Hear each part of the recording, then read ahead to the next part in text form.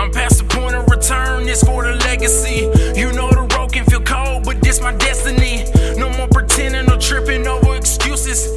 Temper flare, need to take it out on music. On a mission to be prolific, my objective is quite specific.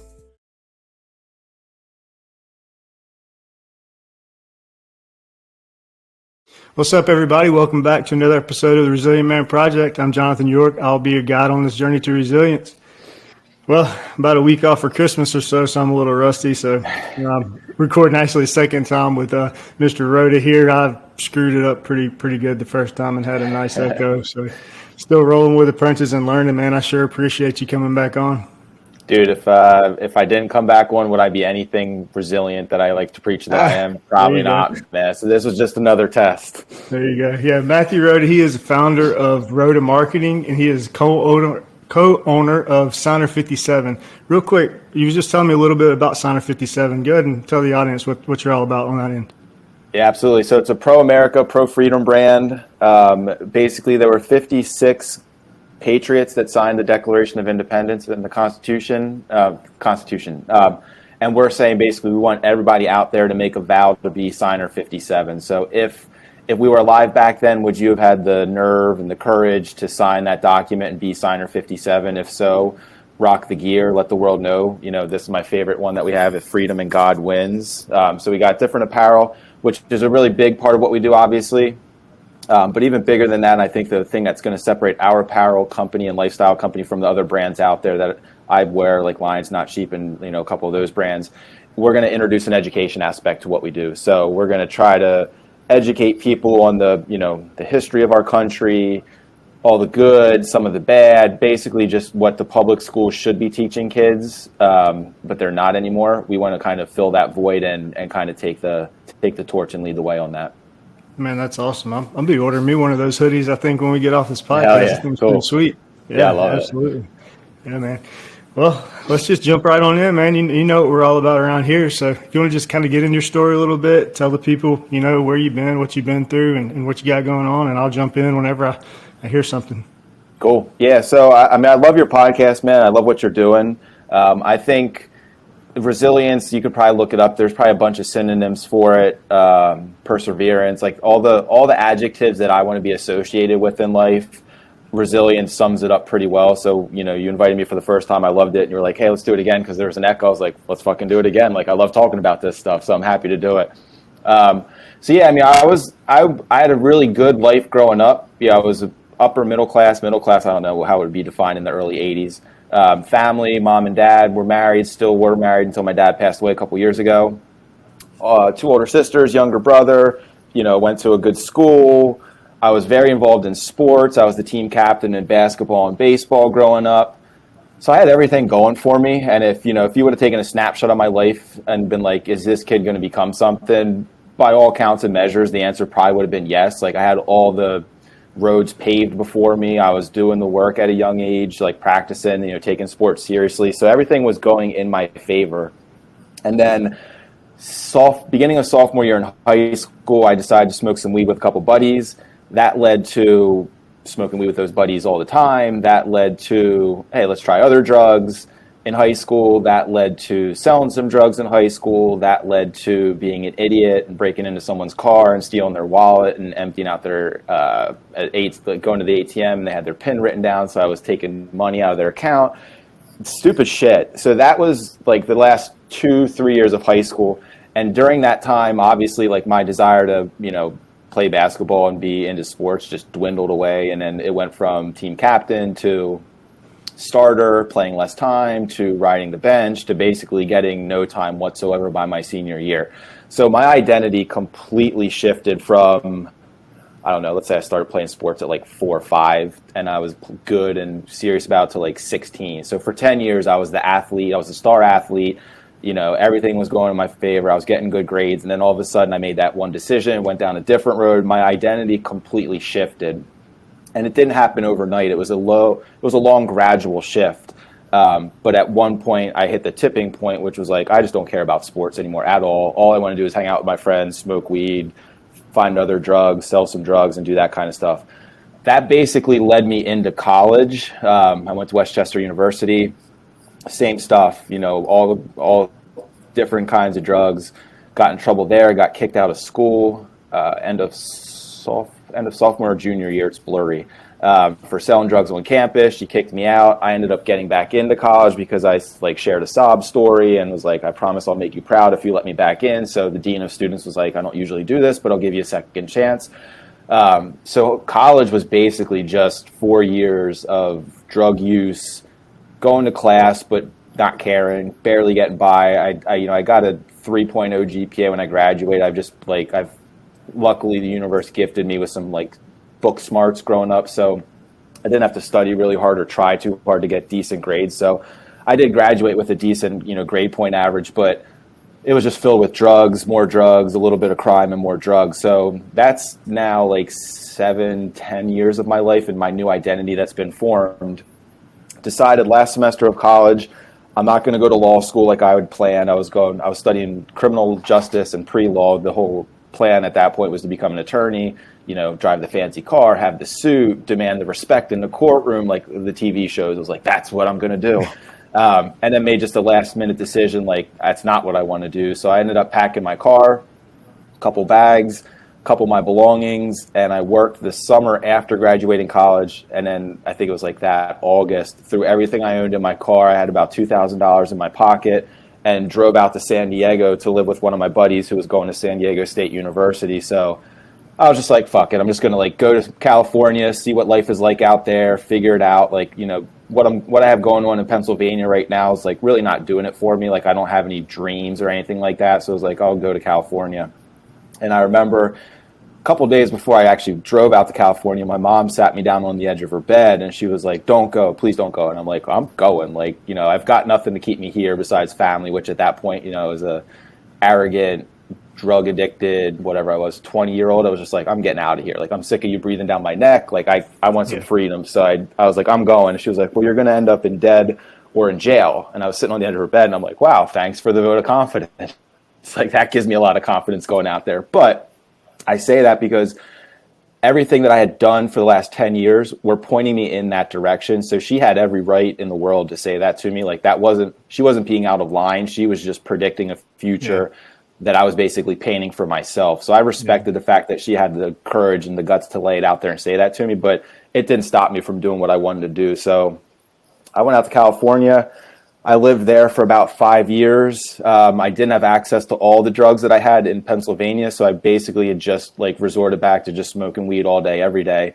Lived out there for 5 years, learned entrepreneurship through a guy that I started working with out of his 2-bedroom apartment. He was running a marketing company. Fell in love with entrepreneurship and sales and all that good stuff. So about 6 years in California, I called my younger brother, Adam, and I was like, hey, if I move back east, because at that point I started to miss my family. I was evolving as a human being, and I didn't have I need space and time and freedom. It was just kind of I'm ready to kind of be back close to my family. Called him up and I was like, if I move back home, do you want to start a marketing company, an SEO company? And he was just about ready to graduate college. So he was like, well, hell yeah, because then I don't have to find a job. Let's do it. So I moved back east, started that business with my brother. That was 2010. Did that, for 3 or 5 years, still smoking weed all day, every day, basically. But and the business was growing. It was successful, but it certainly wasn't what it could be if I, cleaned my act up and dedicated myself to actually running a business and not being on the verge of drug addict or business owner, playing in that middle ground. So did that for about 5 years. Then I ended up going back to California with my then girlfriend at the time. Spent about a year back out in San Diego and realized this wasn't my future. She was a little bit older than me. I was like, I don't think I'm going to marry her. My future isn't with her. So I broke that relationship up and drove back east again one final time. Took about a year off, didn't date anybody, just was I need some time to find myself. I've been all over the place. I don't really know who I am, what my future looks like. And eventually asked my sister if she had any friends that wanted to date, because I was looking to get back in the dating scene. She hooked me up on a blind date with one of her friends' friends. And that was with Helen, who I think our first blind date was was November, mid-November. And then I was engaged to her March. So it was 3.5 months later, we were engaged. I knew she was the one. And one of the reasons I knew she was the one, and the point of this whole story is, like 3 or 4 dates into it, I made a comment to her that like, yeah, when I drive home, I'm going to smoke a bowl. And she was just like, you still do drugs? And I'm like, no, I don't do drugs. Like I smoke weed, like, but all the other stuff I'm done with. And she was like, no, like she was a teacher. She was like, I can't be around it. It can't be in my presence. Like if it's me or basically me or the drugs or me or your weed. And it was an easy, instantaneous decision that I was able to make. And I was like, it's you for sure. So I drove home, gave my last bag of weed to my cousin. And that was whatever, 7 years ago, 5, 6, 7 years ago. I've had no desire to touch it since then. I drink like once a year, like if maybe twice a year, like a holiday off, like a whiskey or something, but just like I don't put anything in my body anymore. And I replaced all that nonsense with fitness, family, faith. And now thanks to my guardian angel Helen, I'm living what I consider a pretty dream life for myself, man. Like I have zero complaints about where I'm at right now. Yeah, it's amazing how Big Guy Upstairs puts the right person in our path when we need them, man. Yeah, absolutely. I can vouch for that, man, for sure. Yeah. Yep.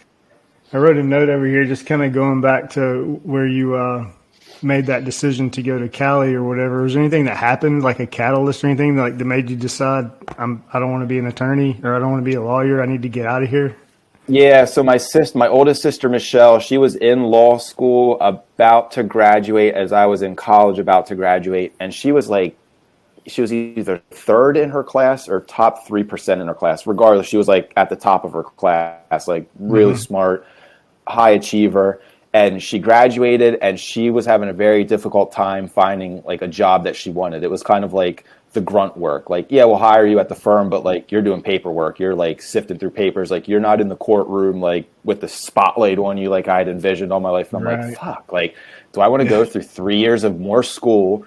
And I'm not going to be in the top 3% because like, I don't care that much. Like, so that card's off the table. And get a job, and create more debt for myself with school and get a job and like that I don't love. Luckily, I just had the kind of the intuition to be like, it's not the path for me right now. Maybe in the future it could be, but like, it's not something I want to pursue now. So that was basically the catalyst for me being like, I don't want to become an attorney. And then some random evening I played poker with my friends and I won like $350, which I never win poker, but I won that night, which was shocking. And I was like, what can I do with $350? I was like, I can get a plane ticket to go visit Cali. So I went out there and visited. And like 5 days, I was like, I'm going to move out here. Like, this place is fucked. This was, like 15 years ago before it became a shithole. Now you couldn't pay me to go to California. But at the time I was like, this is glorious. Like palm trees, people are smiling and happy. I was like, I'm moving out here. So that was the reason I chose California as my destination. I've never been. I want to go for sure. Just San Diego's beautiful. Yeah, that's for sure.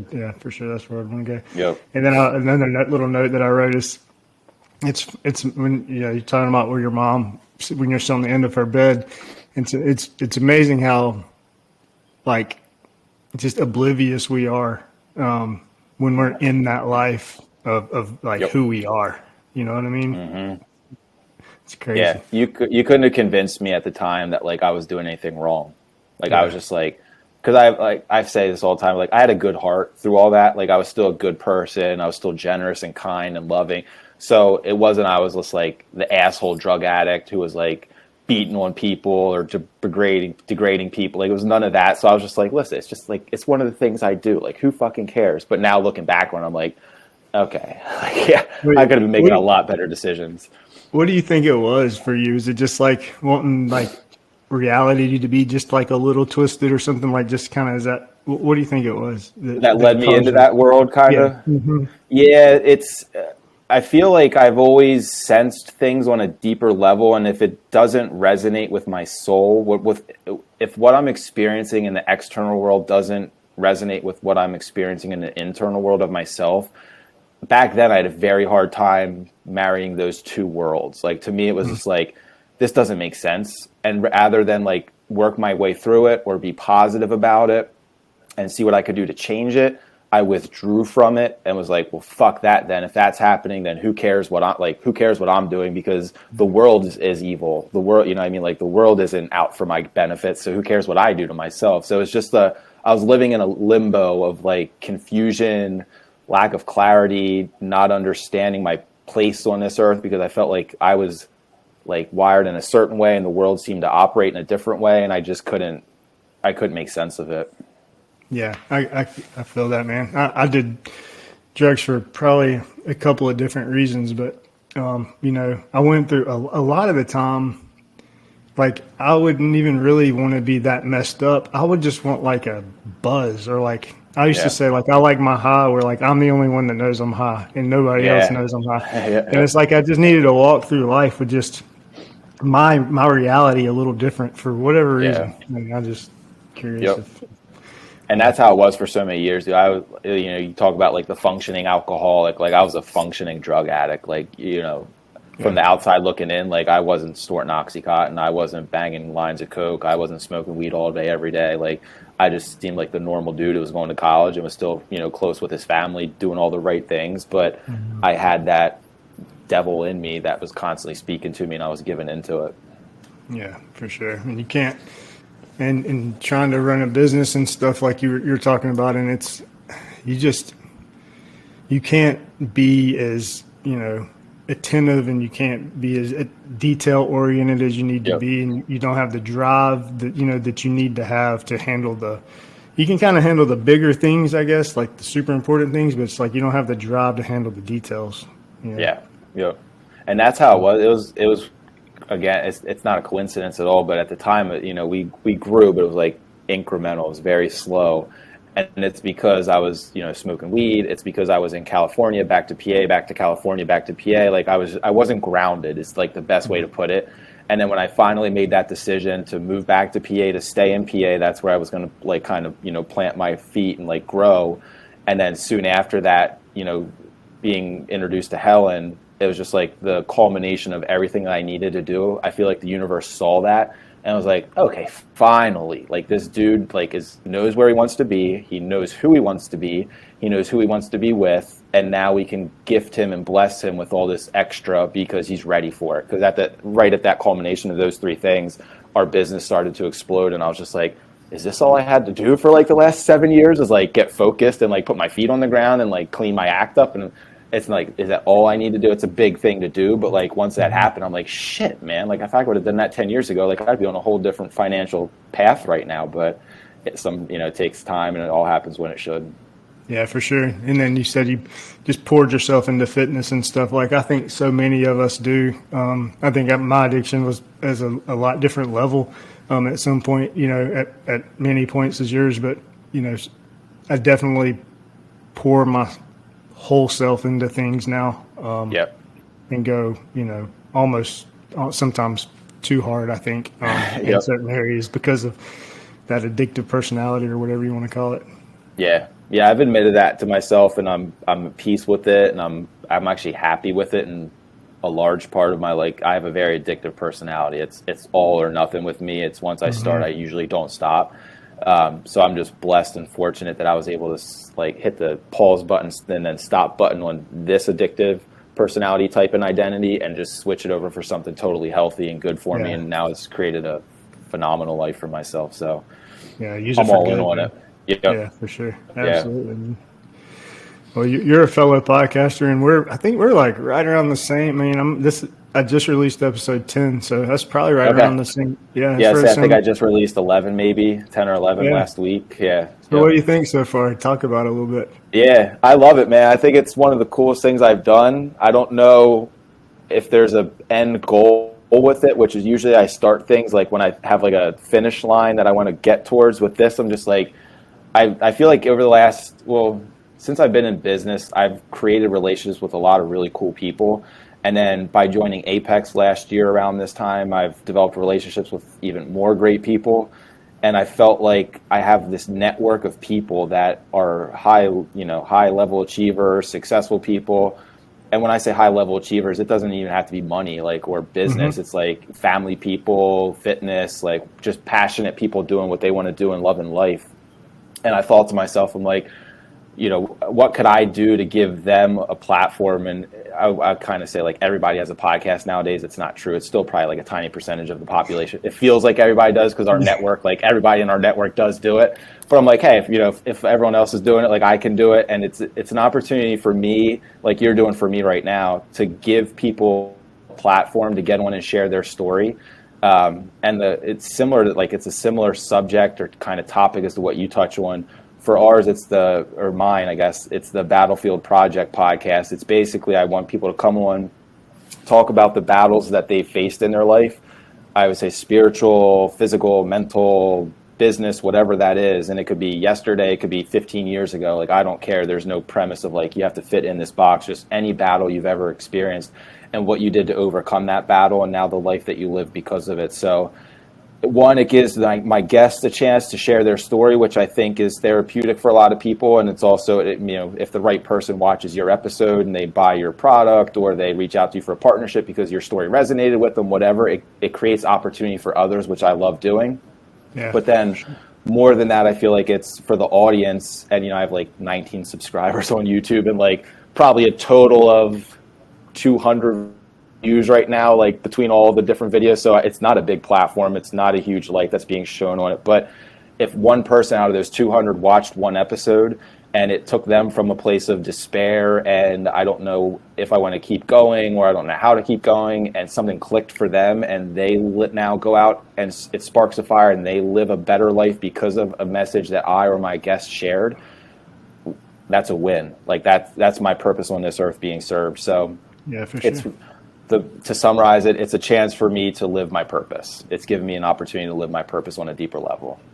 Yeah, man, I hear all of that for sure. And, in the beginning, I try not to get too hung up on the numbers either. I mean, because I feel like right now you're really just kind of building a catalog. You're just kind of like earning people's trust. Yep. They want to know that you're not going to quit on them and things like that. Yep.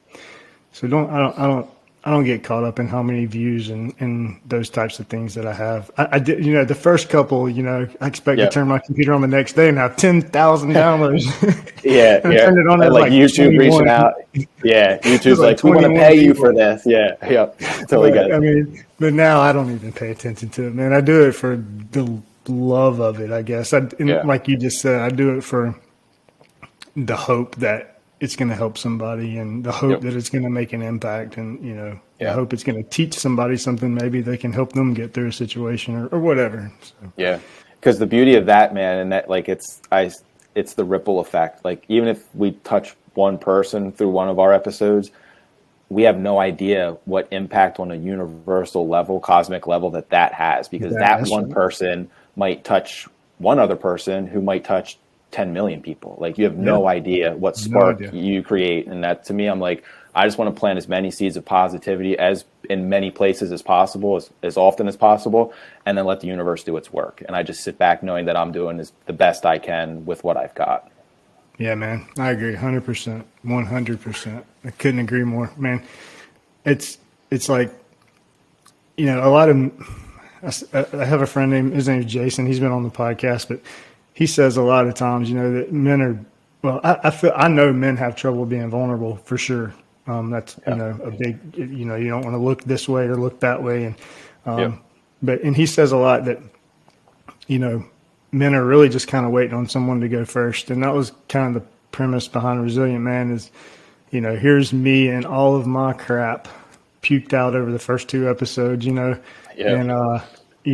so I went first hoping, that it would reach somebody and they would, and man, when I tell you I have 100 probably something messages and stuff through Messenger and my phone and stuff that's also tied to the Facebook page and all that stuff. But, I believe that. I believe that a lot of men are waiting on permission to share, and they just need somebody to go first because they don't know how to do it. So, Well, let's move on to, you got your podcast, you got your apparel line, your education for trying to teach these young kids about things that our schools don't teach anymore. I would like to dig into that just a little bit more. I don't,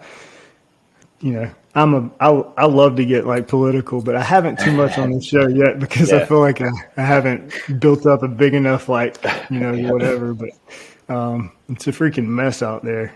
And what they're teaching our kids these days and the division that's being created just drives me insane. That's one thing that I have consistently spoken out about is, man, we're constantly being told how different we are, and we're constantly being told that this person don't like this person. And man, the truth of the matter is no matter your race or color or sex or anything, like we all are going through crap, and we all have way more in common than we do different.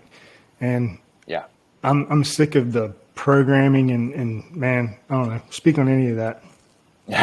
Dude, you got like the next 6 hours available for me to go off, man. I agree with everything you just said. I feel like every big system that drives our lives or coordinates our lives right now are not in the favor of the people. It's like we don't live in a country that's for the people. And now what I'm going to say might piss some people off. I don't know, I'm cool with that, but like every American is oppressed. Like, you know, certain groups are like, no, we're oppressed. You're not oppressed. You're privileged. Like, okay. In some ways, yes. In some ways, no. Like, I can acknowledge all that and respect all that and agree to most of that. What I would say is at a bigger level, as a like citizen, we're all human level, we're all oppressed, and we're all oppressed by government. We're all oppressed by the education system. We're all oppressed by the medical system. We are all oppressed by the financial system. Every system that is in place right now is built to make a couple families at the top super rich, and then a couple more families right below them super rich, and then a couple more below them super rich, and then there's all of us who are down here living life and getting bent over for it, and like in every possible way. Yeah, 50% tax and everything else. Yeah, it's fucking like it's absolutely insane. Like I got a commission, or I'm getting a commission for a referral that I made. It's, you know, it's a decent amount, and I'm like, well, a third of that's just going to disappear. So like that number, I'm like, sweet, and I'm like, well, it's actually not that number, because like they're going to take a third of it. Like, yeah, I'm then still the glad other to get third the 2/3. Other third in your pay sales tax and your property. And so it's really half of it really. If you it's disgusting. So yeah, I mean. So all those systems, I could get into like the nitty gritty of all of them, why they all piss me off so much, and why I hope and I pray and believe in my heart of hearts that it changes sooner than later for my kids and all the guys and girls out there who have kids. Like, I hope their generation grows up in a totally different reality than us, and I do believe that will be the case. But right now, yeah, in terms of like America, like from what I gather, my kids are not in public schools yet. They're, our oldest is 4.5, so she'll be in kindergarten next year. So she's getting close. And I don't know what age the indoctrination really starts happening. Like I guess it's not pro-America. It's like con America, or whatever the opposite of pro-America is. But from what I gather of all my friends who have kids in public schools, and like the posts I see online and groups I'm part of, like it's basically like hate America is the theme. Like America is is an evil entity is the theme. And I'm like, you guys kidding me? Like, are there things wrong with our country? Yes. Like, are there things that can definitely be improved upon? Of course. But like, are we better off today than we were 10 years ago? I would say so. Are we better off today than we were 50 years ago? Fuck yeah. Like, obviously. And those things that are wrong with America are wrong because of our government and because of the corporations and because of, these BlackRock and these companies that own everything that nobody even really understands. Like, it's all manipulated, and it's all we probably shouldn't. That's what, like, when you start saying like everybody's racist, it's like, no, like there's probably 1% of the population is racist. Like maybe, or maybe it's like, I don't know, 5. Like maybe it's drastic, and I'm like a wishful thinker, and it's 5%. I don't know. But like, if you go out and about and like watch people, like everybody's interacting with everybody. Everybody seems to have levels of respect for each other that we should have as human beings. It's like, where's this racism that they taught? And does it happen? Yes. Like, I'm not saying it doesn't exist, but I'm saying is they take the one little example of it and they make it so big that then they say everybody's racist, and then they want your group to hate my group. So then there's division, and then they can have a solution for both groups that benefit them at the top and keep us constantly bickering and quarreling. It's like, and the reason that of course there is, I live in the deep South. If anybody was going to see, I live in the rural deep South. Like, if on the Georgia, Alabama line, I don't see it ever. And if I do see it, it's because they just believe some bullcrap on the TV and they're pissed off about it. And it's not even true. That's why they're racist. It's because they've been manipulated into being racist. They're not even like racist in their heart. It's crazy, man. Absolutely crazy. That's Yeah, Yeah, we can get off of that because we don't have enough time for a soft spot for me. Yeah, me too, like, man. I'm right there with you. Deep and We could dark have you a wanna whole go. nother podcast on that. I just think you two would yank it down in probably like 2 minutes. Yeah, they would. Something. Yep, So, yep, absolutely. Well, man, I sure appreciate you coming back on. Last little thing I'll touch on is you just kind of mentioned identity a few times. You know, and you're reading your shirt and stuff. And how big would you say that putting your identity in something, you know, bigger than yourself is, you know? I mean, it's a unique question. I don't know if I've been asked that before. And I would say, I think it's everything, because if I would look back in time and say, why did I struggle so much growing up? Because my identity was tied to like selfishness. Like, what do I want to do? What makes me happy? How can I benefit? All of those like me perspectives. And with 8 years ago, and now it's like, it's a selfless identity, which is what can I obviously provide and protect my family? Like, how do I do that for my family? So that's, which I'm part of, but like, that's more about them than it is about me. And like with the podcast, like, what can I do to help other people get a message out there to positively impact other people? With our business, with Roda Marketing as an example, I felt in my heart for years that like, the reason I love that business is because we help other businesses succeed. But I lose focus of that sometimes, and I look at it as, what are we making as a business? Again, selfishness. Yeah. Like, what's my bottom line? What's my revenue? Important stuff to know, but shouldn't be a driving factor of it. And when I can remove myself from that perspective and look at it as, I just want to help other business owners succeed, because then, you know, if I can help you grow your business, guess what? Like, your family's going to have a better life, and then you're probably going to be in a better state of mind where you can then positively impact more people because you're more grounded and peaceful in your reality that you're creating, which I'm contributing a little bit to by helping you grow your business. That's selfless. So like, I feel like you have to, if you want to have a good life, you have to take care of yourself. It has to be a big part of it, but you have to want to take care of other people and give to other people and provide for other people and inspire other people. Because if it's just always about you, like, at some point you're going to get sick of looking at yourself in the mirror, and you're going to like, something's going to break, and it's not going to go well for you decades in a row. Finding, you know, obviously my identity in Christ, and then, you know, my identity in some, you know, a purpose, you know, it's been huge for me in my growth. And it's kind of what I was getting at, because it sounds like every venture that you have going on, there's kind of a common theme, and that's purpose. And it's huge, man. So last question for you, I try to ask everybody is, if you had just, you know, one habit or one tip or one fact, you know, what's the most important thing that you could tell the people about resilience? I'd probably say that it has to be, for it to be effective and for it to be part of your identity and for it to work in your favor, it has to be an all day, everyday thing. And that's not to say you can't slip up at moments, because we all do, but it has to be 95% of who you are, has to be wired in being resilient, being able to overcome challenges, being able to seek opportunity and pursue it and get back up when you get kicked down.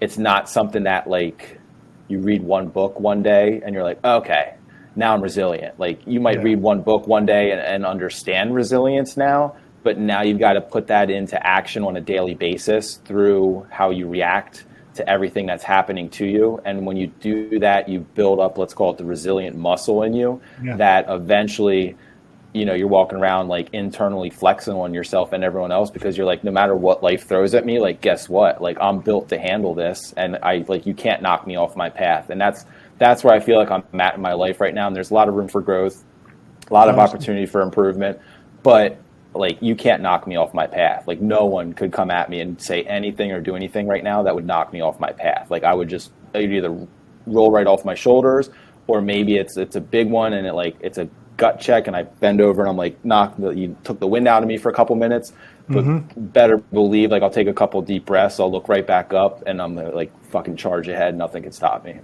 Yeah, it can't be like what you do. It has to become who you are, I think. Is a good way of saying it. So. Pretty much. Well, brother, I sure appreciate you coming on and My pleasure, man. Take two with me.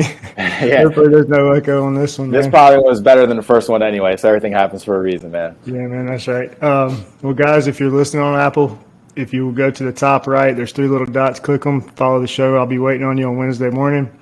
All major platforms, all social media, YouTube if you like video, Resilient Man Project. Find us. 5-day challenge coming in February. Sign up.